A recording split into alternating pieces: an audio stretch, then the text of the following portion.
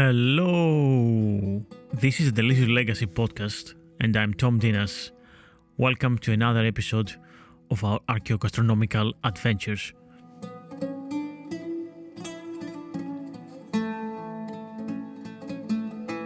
This is sort of an extra episode, a last-minute bonus one, and it's because this Sunday coming, it's the Greek Orthodox Easter. Well, the whole Eastern Orthodox Easter, really. Everywhere in the Orthodox Church, they celebrate Greeks, Cypriots, Serbs, Russians, and so on. So it's all about, the episode today is all about the traditions of Easter, what foods are eaten, and when. I hope you're all keeping safe on these insane times.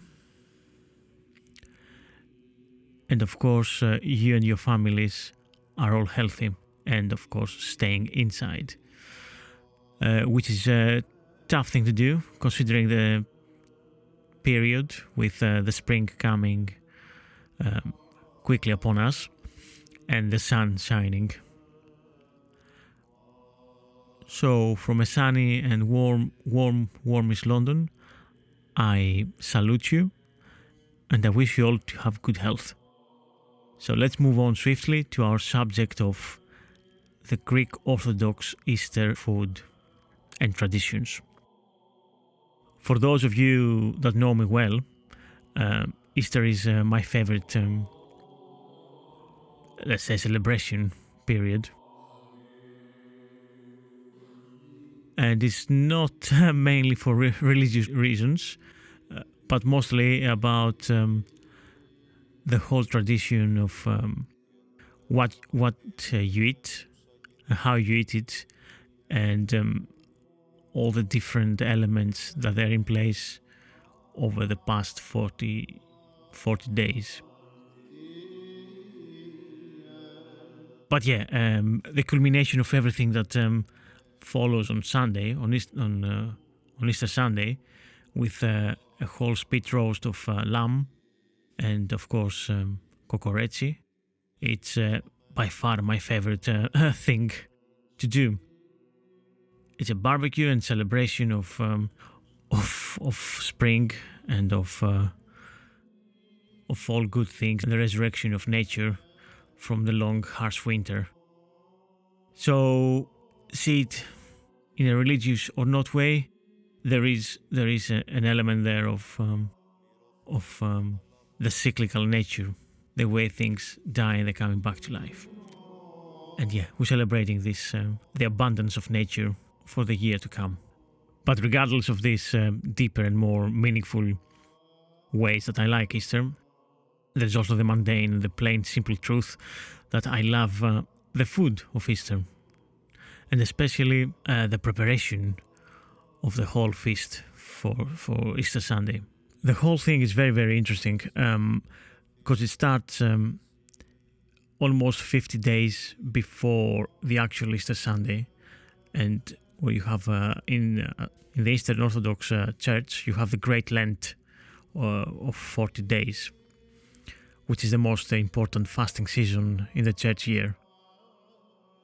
So these 40 days of the Great Lent include Sundays, and they begin on what is called the Clean Monday, which is kind of the equivalent of Ash Wednesday in UK, for example. So Clean Monday is the Monday that the feast starts. So the day before the feast starts on Sunday, we eat the last of the meats and the dairy products and the eggs. So the tradition is to eat eggs on that Sunday before Clean Monday, which follows. So yeah, Clean Monday follows a period of distinct and strict diet. So when these 40 days finish, then we go straight away to the Holy Week. And the Holy Week, which is called the Great Week in Greek, it's another Lent you have another 5-6 days of Lent. And of course, the Great Lent is broken only on Easter Sunday. In fact, it's broken at the midnight with the church, when you go to the church and you eat the eggs. So as we see, the whole thing, the whole Great Lent starts with eating an egg and finishes with an egg, basically. So the whole Lent is very interesting here in Eastern Orthodox Church. Basically, in rough terms, we abstain from all meat and dairy products, as well as eggs. So for 40 days, there's nothing of that in our diet, or so it should be. Let's say, not all of us keep the strict Lent calendar.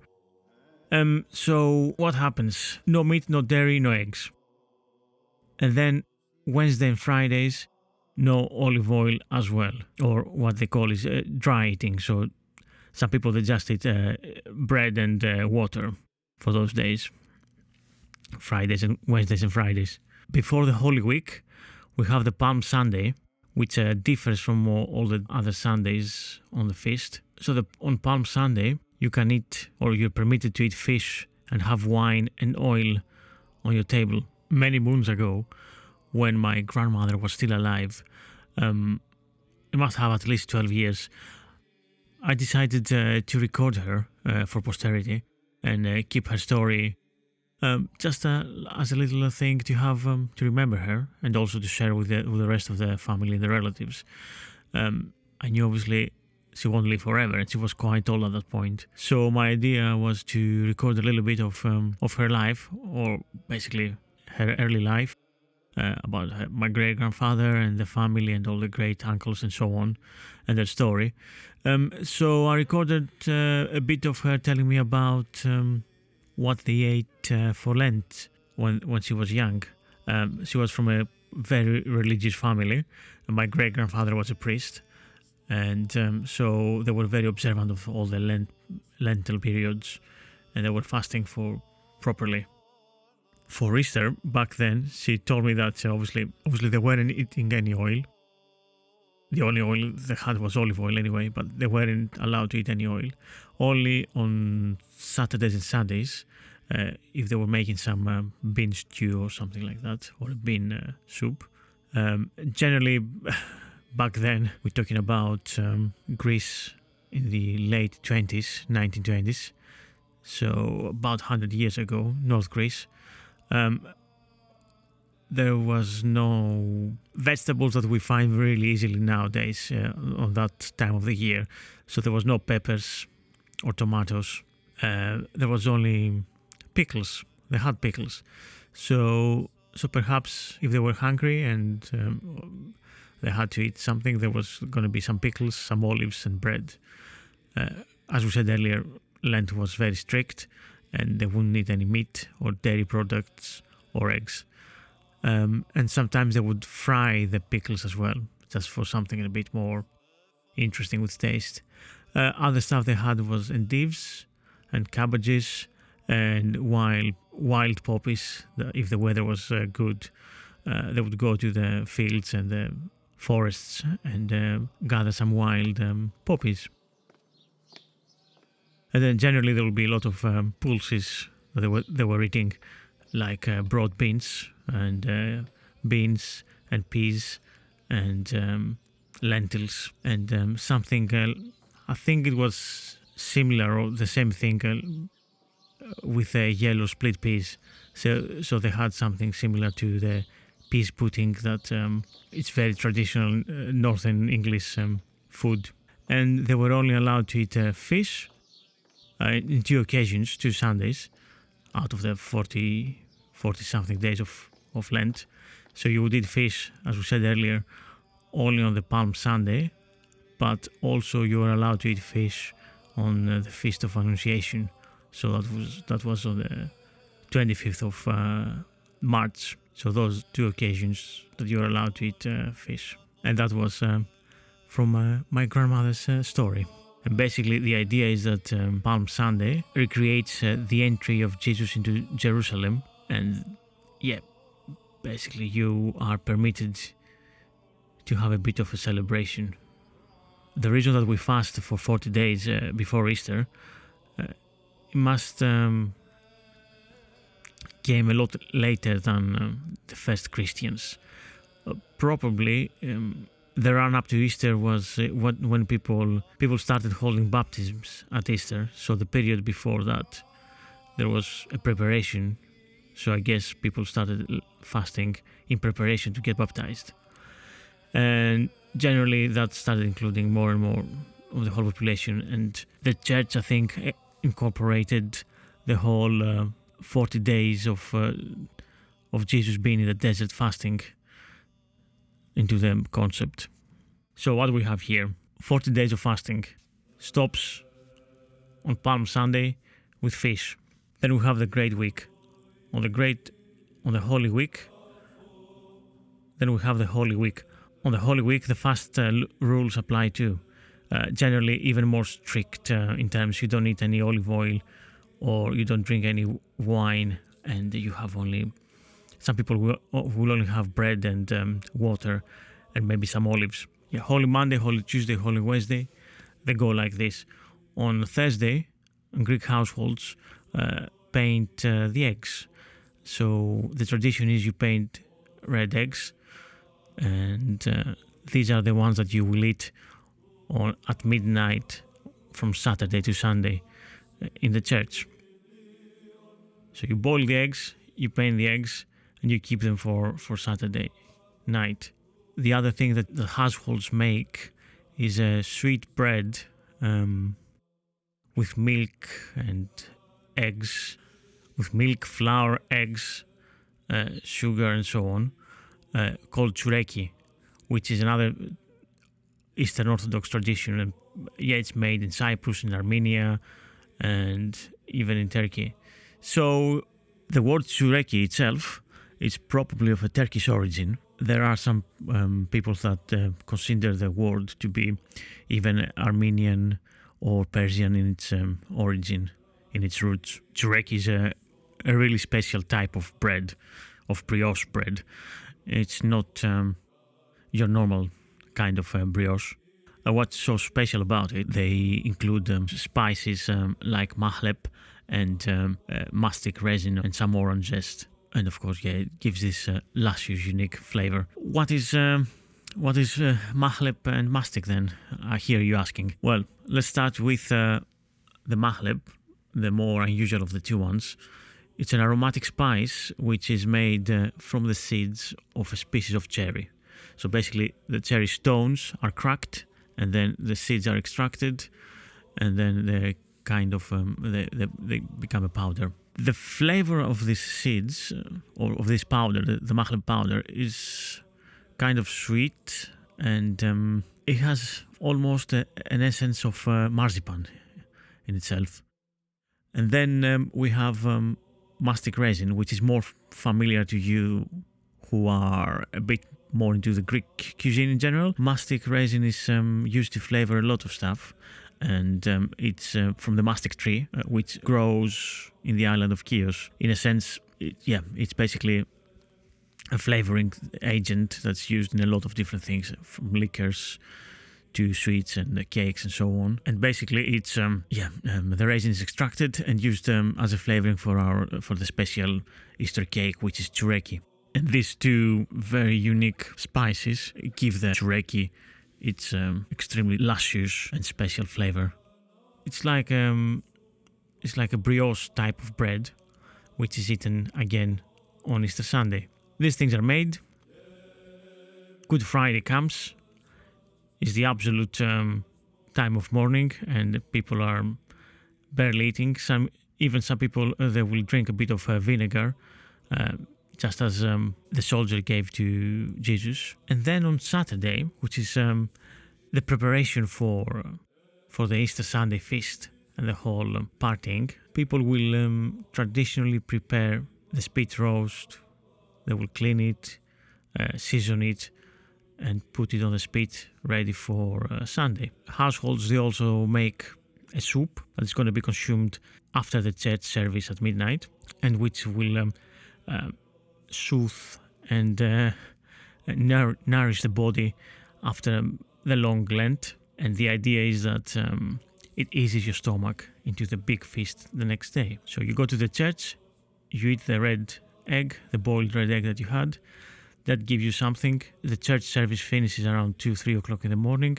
You go home, you eat that nice nourishing soup, which is called mageiritsa, and it lines up your stomach for the next day, of course. And the idea behind mageiritsa is you make something out of the remaining parts of the animal that you're going to spit roast the next day. So mageiritsa generally has a bit of the unused parts of that animal. Could be a bit of liver, a bit of heart, intestines, and so on. Finely chopped in a nice lemon and egg sauce with lots of dill and rice. And then, of course, everything finishes with the greatest celebration, at least to my eyes, on Easter Sunday with lamb and Cocareci. Traditionally, people do 1 or 2 lambs and the Cocareci, but for the ones of you that they know me, my family is quite big and quite greedy, so we would have normally maybe 3 lambs and about 12 Cocareci. Cocareci is a sort of kebab made with the entrails of the animal, so it uses heart, liver, lungs, sweetbreads, spleen, and so on, all wrapped in cold fat and then wrapped again with the intestines. And the whole thing is slowly cooked over charcoal until it's nice and melty and inside and crispy outside. It's a divine dish. It's not a word that I would use normally for many things, but Cocareci is one of those things that it might sound a little bit off-putting, but the actual taste is nothing like you ever tasted before. Of course, it complements well the roast lamb. So you have lamb, you have the Cocareci, and you have all the meat that you need. And of course, there is zero waste.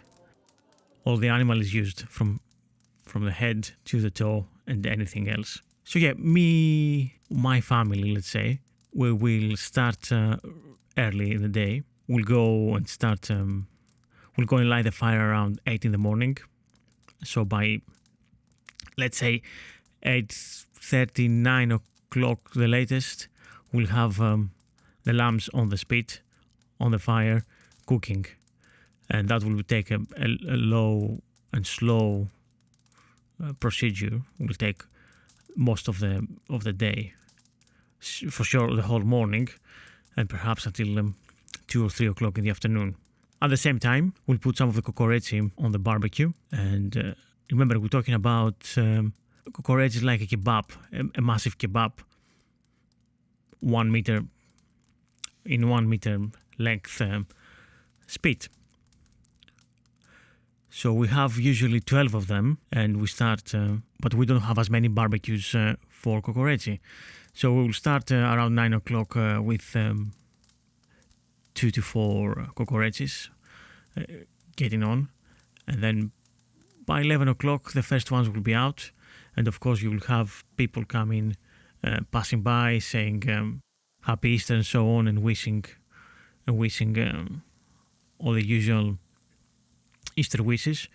So yeah, people will be passing by. They will have a meze, a bit of Cocareci, a glass of tsipuro, a shot of tsipuro or a glass of wine, and they'll be on their way. So the first 4 of the Cocarecis, they go like this, with people celebrating Easter from around the neighborhood, or friends passing by with their cars, driving to their families and so on. So the rest of them will go into the spit, and then they will all get cooking, and of course by the time they're ready, around 2 or 3 o'clock in the afternoon. Then the lambs are ready too. And then is the time when the whole family, and we're talking about the big family here, we're talking about the extended family. So you have uncles and aunties and cousins and grandmothers and children and nieces and so on. All together, we'll eat, of course, some of the lamb and some of the Cocareci, and then what's left, because let's be honest, it's a lot of meat. Something's going to be left for at least another 1 or 2 days. It's been shared with everybody in the families, and everybody gets their own bit and goes home in the afternoon, satisfied, quite drunk and quite stuffed, if it's my case always, at least, as we start at 8 in the morning eating and drinking. By the time it's 3 o'clock in the afternoon, it's been a hard day's work, believe me. So what is Cocareci? I've touched quite briefly what Cocareci is. How does one make one? This is the $1 million question. Normally, when we order from our butcher the lamb, we'll order the plaque as well. So the plaque is all the insides together: heart, liver, lungs, cold fat, sweetbreads, spleen, and so on. And the intestines, of course, which they're sold, which you can find them much easier in Greece. I don't know about UK, but I'm pretty sure you can. Well, you can find them because I found them.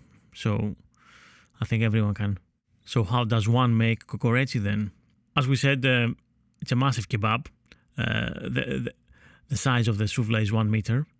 By souvla, we mean a skewer. So it's 1 meter metal skewer, which from that you make about 70 to 75 centimeters of actual kebab, the actual kebab. So for that, you need about 2 kilos of the plaque, raw and all together, and about 2.5 kilos of intestines, about 600 grams of sweetbreads, and two small cold fat, lamb cold fats. And of course we need seasoning, a lot of salt, a lot of black pepper, and of course some traces of cumin, mustard, turmeric, and so on, whatever different herbs and spices tickle your fancy. But you need all in traces of all these elements. That you don't need too much. The main thing is salt and pepper.